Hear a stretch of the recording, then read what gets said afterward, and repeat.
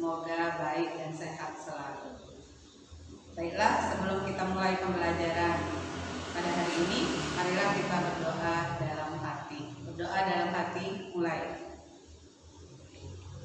Doa selesai. Baiklah, pertemuan pembelajaran kita hari ini kita akan belajar materi baru, yaitu tentang koloid. Ya. Sebelum kita masuk ke materi koloid ini, di kelas 10 kalian sudah belajar tentang larutan. Jadi koloid ini cenderung menggunakan larutan. Kompetensi dasar 3.14 mengelompokkan berbagai tipe sistem koloid dan menjelaskan penggunaan koloid dalam kehidupan berdasarkan sifat-sifatnya.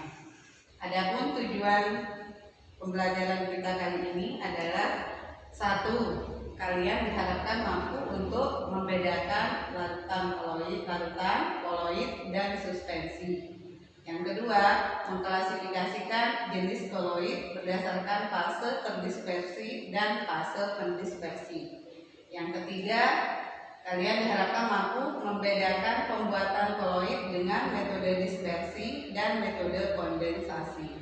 Yang keempat, kalian diharapkan mampu menjelaskan sifat-sifat koloid. Dan yang kelima, kalian diharapkan mampu menganalisis penerapan koloid berdasarkan sifat-sifatnya dalam kehidupan sehari-hari.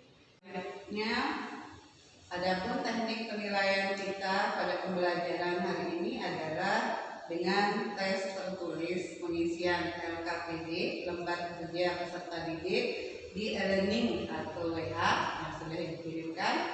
Terus untuk metode pembelajaran yang kita pakai, diskusi dan presentasi hasil kerja kelompok via e-learning atau WA. Itu rangkaian pembelajaran kita hari ini. Dalam kehidupan sehari-hari kita bertemu, berinteraksi dengan yang namanya koloid. Di sini ada disisipkan gambar, ada orang yang sedang menuangkan gula ke dalam air yang di dalam gelas. Terus yang kedua ada gambar puding atau agar-agar. Kedua contoh ini, yang pertama itu larutan, dia membuat larutan gula, sedangkan yang kedua agar-agar atau puding ini juga merupakan salah satu contoh koloid. Kalau kalian jalan-jalan, misalkan kalian jalan-jalan ke gunung pada pagi hari atau sore harinya, Anda akan menemukan kondisi gunung itu berkabut. Kabut itu adalah salah satu contoh dari koloid. Kalau Anda jalan-jalan ke pantai, dari jauh laut itu kelihatan berwarna biru, sedangkan dari dekat warna air laut tidak biru. Apa yang menyebabkan? Itu juga salah satu contoh dari koloid. Dari kehidupan sehari-hari, pada saat Anda memakan gorengan, Anda membutuhkan teman gorengan itu, yaitu saus atau mayones. Saus atau mayones itu, saus dan mayones itu juga contoh dari koloid. Puding agar-agar tadi juga contoh dari koloid. Yang lainnya, ketika Anda mandi, di sana kita membutuhkan sabun. Ada sabun cair, sabun batangan, terus mencuci menggunakan deterjen bubuk atau deterjen cair, itu juga merupakan contoh dari koloid. Nah, seperti apakah koloid ini?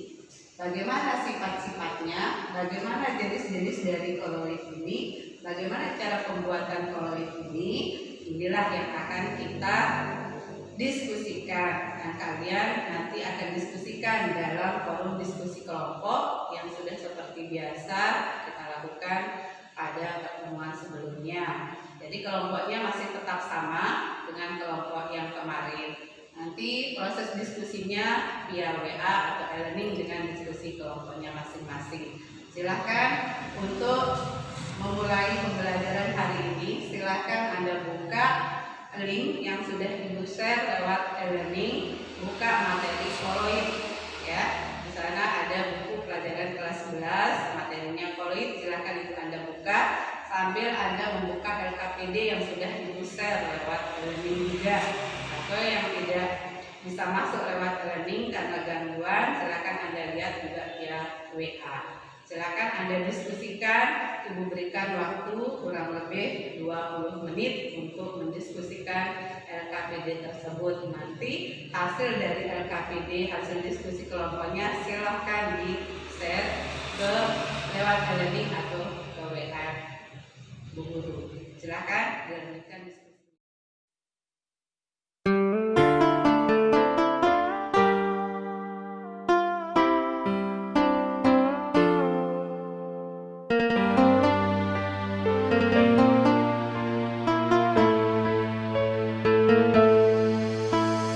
Mulanya aku sangat bahagia, libur panjang belajar di rumah.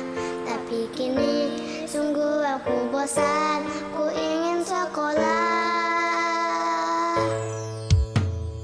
Ku rindu dengan teman-teman, rindu pada bapak ibu guru. Bermain, belajar bersama, ku sangat bahagia.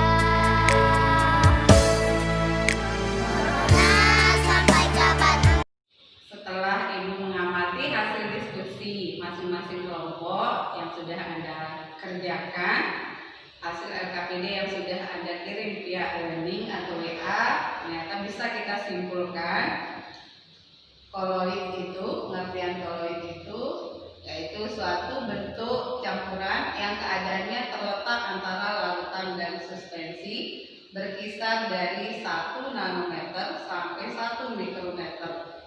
Secara makroskopis, campuran ini tampak homogen. Akan tetapi, jika diamati dengan mikroskop ultra, ternyata masih dapat dibedakan partikel-partikel tertularnya. Selanjutnya, perbandingan sifat larutan dan suspensi dari semua kelompok sudah bisa menjawab LKPD-nya dengan lengkap dan bagus. Larutan, perbandingan sifat larutan koloid dan suspensi. Untuk larutan homogen tidak dapat dibedakan walaupun menggunakan mikroskop ultra. Sedangkan koloid secara makroskopis bersifat homogen, tetapi heterogen jika diamati dengan mikroskop ultra. Sedangkan suspensi kasar itu bersifat heterogen. Untuk larutan, semua partikelnya berdimensi panjang, lebar, atau tebal kurang dari 1 nanometer. Sedangkan koloid, partikelnya berdimensi antara 1 sampai 100 nanometer. Untuk suspensi, salah satu atau semua dimensi partikelnya lebih besar dari 100 nanometer. Untuk larutan, 1 fase, sedangkan koloid 2 fase, dan suspensi 2 fase. Bersifat stabil untuk larutan, koloid umumnya stabil, sedangkan suspensi tidak stabil. Larutan tidak bisa disaring, sedangkan koloid tidak dapat disaring kecuali dengan penyaringan ultra. Suspensi bisa disaring. Yaitu sistem koloid dari partikel padat yang terdispersi dalam zat cair. Contoh sol ini adalah air sungai, sol dari lengkung dalam air, sol sabun, sol deterjen, sol kandi, tinta tulis, dan cat. Emulsi, sistem koloid dari zat cair yang terdispersi dalam zat cair lain. Contohnya sabun yang dapat mengemulsikan minyak ke dalam air. Buih itu adalah sistem koloid dari gas yang terdispersi dalam zat cair. Buih digunakan dalam berbagai proses, misalkan ada pengolahan biji logam, ada alat pemadam kebakaran, dan kosmetik. Gel, koloid yang setengah kaku antara padat dan cair. Contohnya adalah agar-agar, lem kanji, selai, gelatin, gel sabun, dan gel silika. Selanjutnya, penggunaan koloid. Mengapa harus koloid? Hal ini dilakukan karena koloid merupakan satu-satunya cara untuk menyajikan suatu campuran dari zat-zat yang tidak saling melarutkan secara homogen dan stabil pada tingkat makroskopis. sifat-sifat koloid. Ada namanya efek tindal. Dalam kehidupan sehari-hari kita sering mengamati efek tindal, di antaranya sebagai berikut: sorot lampu mobil pada malam yang berkabut, sorot lampu proyektor dalam gedung bioskop yang berasap atau berdebu, berkas sinar matahari melalui celah daun pohon-pohon pada pagi hari yang berkabut. Ya. Kalau yang sorot lampu proyektor ini bagi kalian yang sering atau yang pernah menonton film di bioskop. Sedangkan yang ketiga ini yang rumahnya atau yang sering berkemah di hutan atau yang rumahnya dekat kebun, biasanya akan melihat fenomena yang terjadi seperti ini. Nah, Anda lihat di sini ada 3 gelas di sini. Anda amati proses efek tindalnya ya, ketika dikenai senter ya, oleh larutan berkas cahaya diteruskan sehingga jejaknya tidak terlihat. Sedangkan oleh partikel-partikel koloid dan suspensi berkas cahaya dihamburkan sehingga jejaknya terlihat. Berikutnya gerak drone. Telah disebutkan bahwa partikel koloid dapat menghamburkan cahaya. Jika diamati dengan mikroskop ultra, akan terlihat partikel koloid senantiasa bergerak terus-menerus dengan gerak patah-patah atau zigzag. Contoh gerakannya ya. Arah pembukaan maupun medium. Pembuatan koloid ya, ada kondensasi, ada dispersi. Dengan cara kondensasi, partikel larutan sejati bergabung menjadi partikel koloid. Sedangkan cara dispersi, cara mekanik, cara percisasi, cara busur Brady, silakan sambil dibaca. Nah, yang terakhir adalah pemanfaatan koloid dalam kehidupan sehari-hari. Sangat banyak manfaat koloid dalam kehidupan sehari-hari. Ini kita ambil saja beberapa. Silakan kita lihat. Yang pertama, pemutihan gula. Yang kedua, penggumpalan darah. Yang pertama biasanya pada bidang industri ya. Sedangkan yang kedua pada penggumpalan darah, ini biasanya di bidang kedokteran. Sedangkan penjernihan air. Terus yang keempat, pembentukan delta di muara sungai, pengambilan endapan pengotor, mengurangi polusi udara dan membantu gagal ginjal. Yang ini juga pada bidang kedokteran. Stop ini.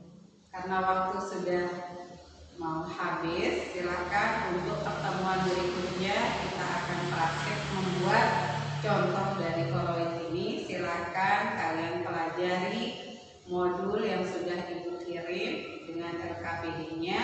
Silakan dipelajari di rumah untuk persiapan materi pertemuan berikutnya. Kita akhiri pertemuan hari ini dengan sama-sama membaca hamdalah. Alhamdulillah. Assalamualaikum warahmatullahi wabarakatuh.